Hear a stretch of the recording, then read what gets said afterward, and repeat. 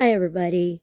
Um, Today's video is going to be a probably long rambling on video on summer wells.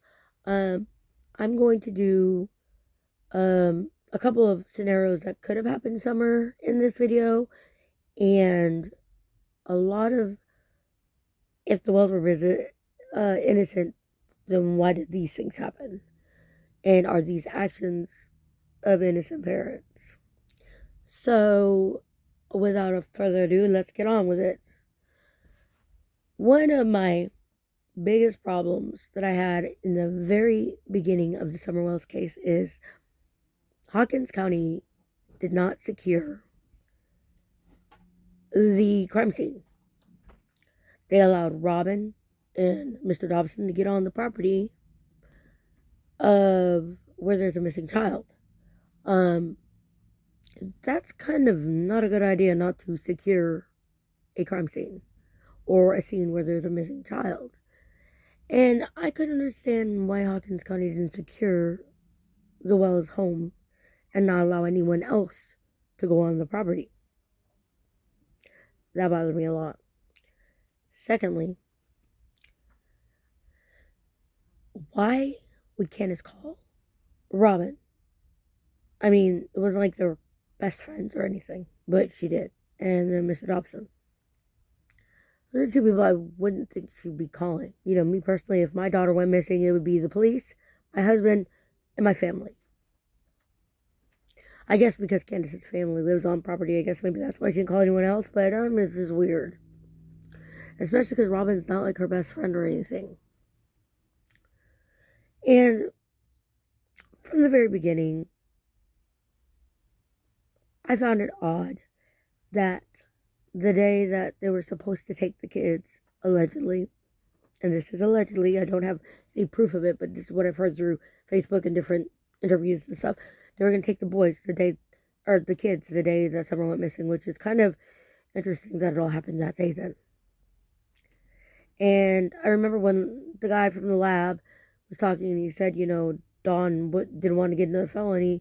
Well, Don B said, if it was proven that Summer was getting SA, that's a felony and Don be going to jail forever. So I personally think one of the things that could have happened was, and this could be very far-fetched, but it could also be very accurate. Either way you look at it, it could be something. I thought maybe after they found out they were going to get the kids taken away, let's say they went to court a month beforehand, we don't know what their court dates were, or what CPS said, or when CPS said they were going to take the kids. But what if, because of what was said, they had a feeling they were going to lose their children? So Grandis made that appointment for being in Wisconsin so that they could make the appointment for Summer to get gone. And before they contacted anyone, they took Summer's unfortunately lifeless body and brought it to one of the caves that Grandis so very well knows, since she goes in, going through lots of caves in the Tennessee area looking for stones and stuff. Who's to say they didn't take Summer to one of those caves that Grandis would go to frequently, leave her there, and then after everything happens and Grandis goes to Wisconsin, she makes a stop at that cave on her way out to Wisconsin. And it makes Summer disappear like Rose disappeared. And perhaps maybe when Grandis was up there, she got a truck the same look, make, and model as her truck. And she swapped them out. Because, I'm sorry, what police station would allow someone who is still considered a suspect to take their vehicle out of the state and leave? That to me sounds kind of poor law enforcement thinking, if you think about it. And, I know there's been said that Summer saw on camera at Walgreens, but here's the thing. How really are the Walgreens video cameras going to see Summer, who would have been lower than the seat, because she's tiny, and it's a truck? I'm trying to think of how they would even see her in the back seat. If you have any video, the name of any video that explains that yes, she was seen, that would be wonderful. Please put it in the comments. I find it hard to believe. How would they know? Like, Summer's so little. And then talking about the day of Summer's getting gone. Okay, Hunter said that Candace put on the swimsuit at his house. Candace said that she put it on before they left. Now in Tennessee in the morning time at that time, it would still be cold. And both Candace and Dawn said that Summer got cold very easily. So why would she put Summer in a swimsuit when it's cold outside? And if the legs go into the watering hole was spur of the moment, why would she put a swimsuit on Summer in the first place then? Kind of makes the swimming hole a spur of the moment thing not sound very viable, does it? Because why would you just, oh, today I'm going to put you in a bathing suit while we go around town? That makes no sense to me. The only time you put a kid in a bathing suit is if you're planning on taking them somewhere where there's water, right or wrong. So, also on that note, they were supposed to go fishing first and then swimming. Well, if it's a spur of the moment, how would you go fishing without fishing poles? Because there were none in the truck. It just, that whole swimming hole thing makes me wonder.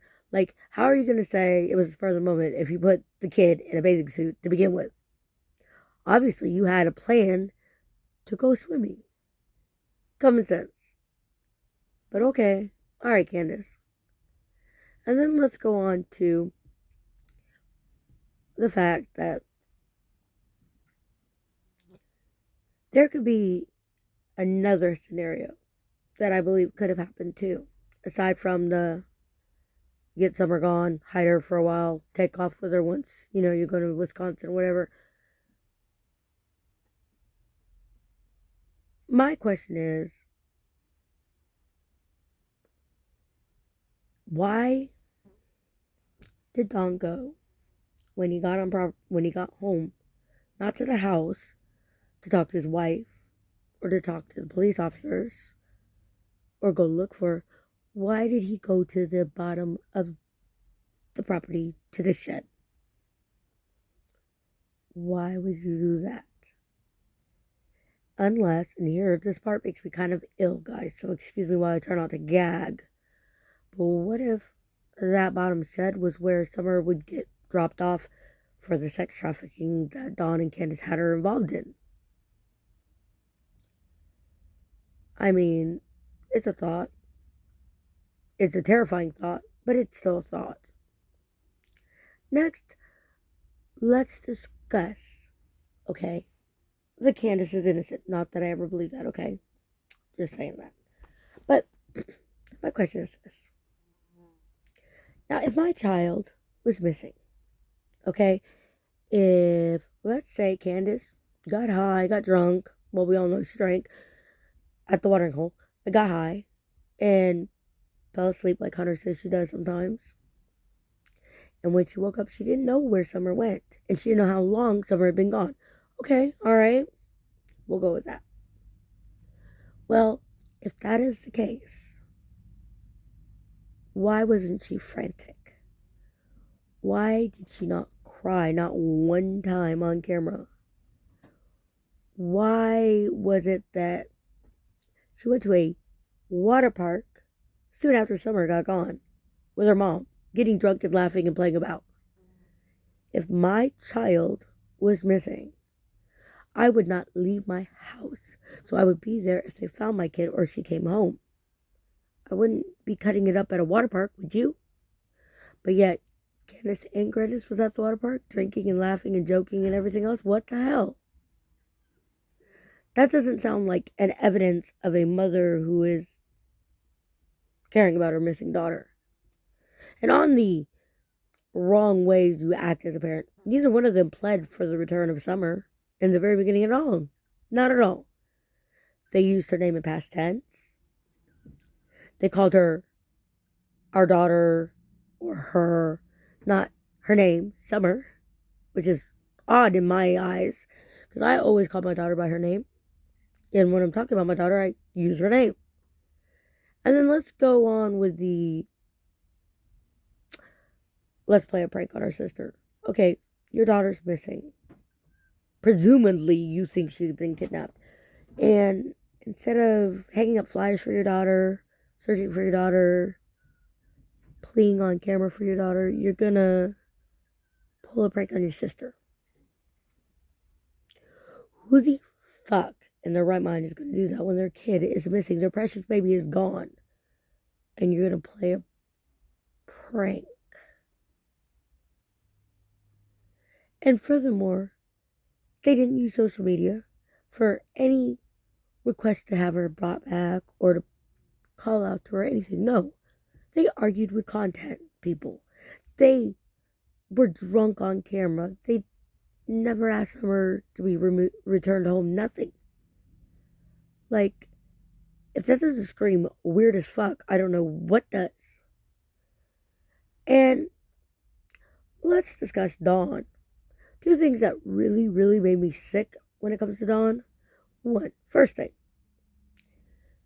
that comment of, well, someone liked the outdoors, and that was her undoing. Or, something to that effect. How? Summer didn't go missing outside. She went missing from inside, allegedly. So why would you say that was her undoing? Why would Summer's love for outside matter in the great scheme of things, her going missing? Why, Dawn? And again, if my child was missing, one, I would hope that it was somebody who wanted a child, didn't have a child, or their child died, and they just wanted to love a child. Okay, that would be my prayer. Okay, I would pray she's being well taken care of and she'll be home soon and she's alive and I'll see her again. But here's Dawn talking about how Summer's probably locked in a dungeon, being raped and hurt and everything. What kind of parent thinks of these things and then verbally says it out loud? Well, why would you even go there? Like, I would go out of my mind thinking of bad things like that to my child. I would lose it forever. And yet, Dawn literally discussed, oh, well, statistically, she's probably dead, and, she might be getting raped or killed or in a dungeon. Yeah, like the dungeon she was kept in her whole life, that basement, right? And then let's move on to the milk jug picture. Oh, wait, no, let me back up a little bit. What I have heard, and what has been documented on Facebook and all, and YouTube, is that the outfit that Summer was allegedly last seen in was still at the house after Summer got gone. And also, what about that Chris McDonough video when Candace admitted not to be turning in her telephone? And it had been 3 weeks. Hawkins County, did we say failure right there? Like, how the hell did you miss that one? That one got me big time. Now back to the milk jugs. Okay. All of us have poured bowls of cereal before. You take the milk jug out of the fridge, you put it on the counter, you get your bowl, you get your cereal, whatever. By the time you get back to the milk, it's got a whole bunch of condensation on it, and the counter's wet, and the milk is wet. However, in that video picture of Summer, those milk jugs were bone dry. Summer's head wasn't wet, her jacket wasn't wet, the seat wasn't wet. No, everything was dry. And you're telling me that was fresh milk that was just taken from the store and put in a vehicle where they have the windows rolled down because they don't have the air on, and there's no water on them? That's a little interesting. As far as I know, when milk gets taken out of the fridge, it sweats. A lot. But it didn't. There's so many things with the Wells script that makes absolutely no sense. And let's go on with the, you look this way and I'll go this way.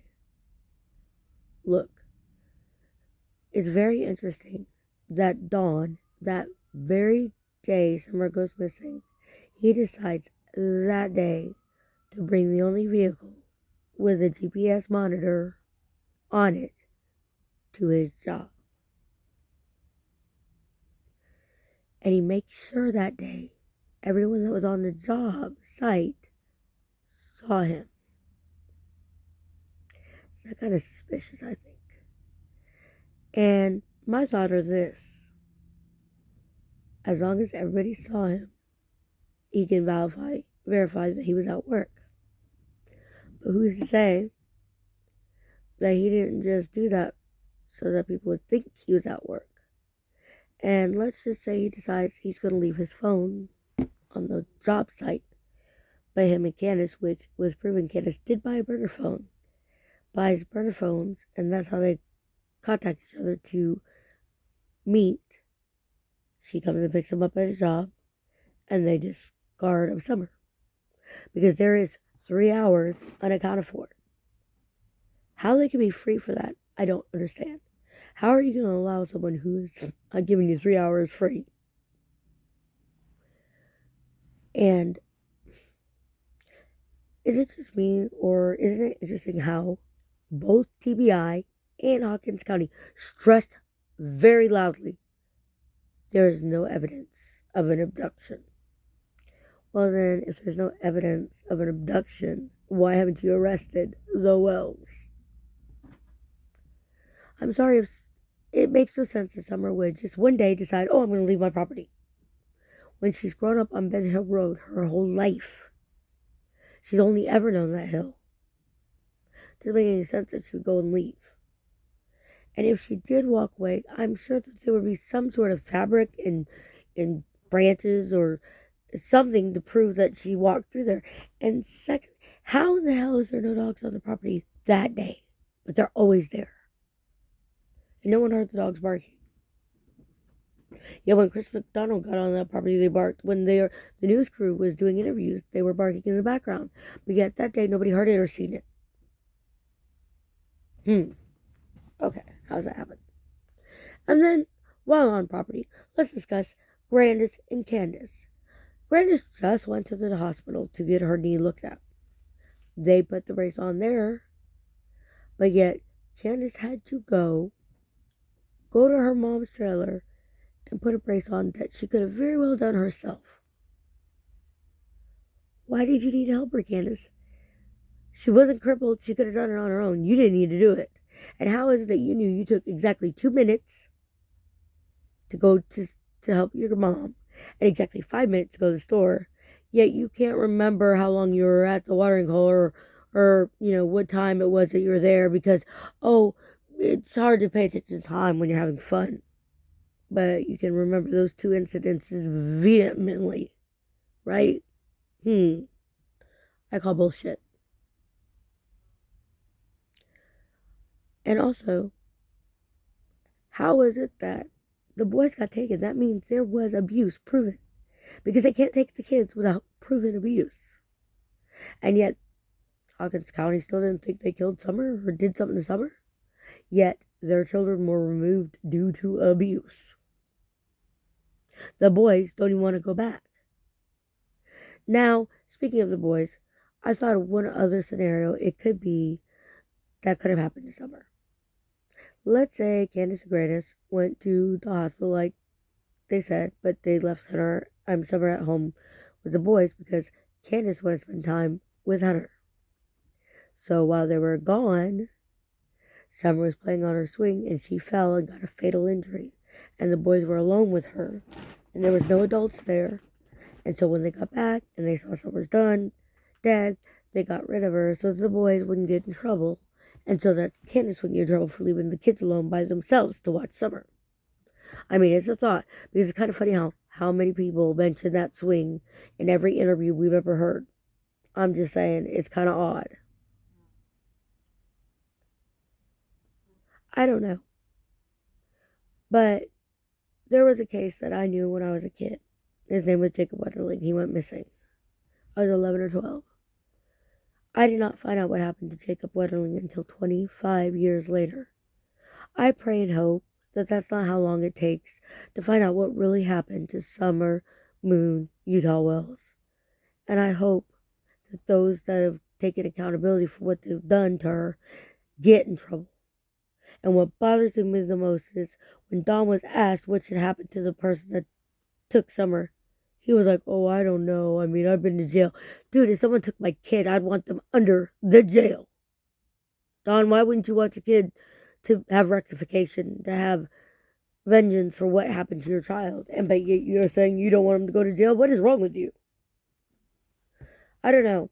The script doesn't work for me, and neither does the Wells being innocent work for me. And all you people that think that the Wells are innocent, seriously, answer all those questions I asked. Why are the actions? Why is the things that were said and done? Why is the proof? All say guilt. How is it that they're innocent? Please tell me. How parents who lost their child, who never got on camera to cry and ask for their child, who never pleaded for her, who decide to go to a water park right after the kid gets missing, and they're innocent? No, I don't think so. I will continue to pray for Summer Moon Utah Wells, and I pray to God that we find out what happened to that baby girl, and that those that are guilty of whatever happened to her are made to pay for it, because she deserves to get justice. Y'all have a great night, and I hope I didn't ramble too long. Y'all talk to you later. Bye.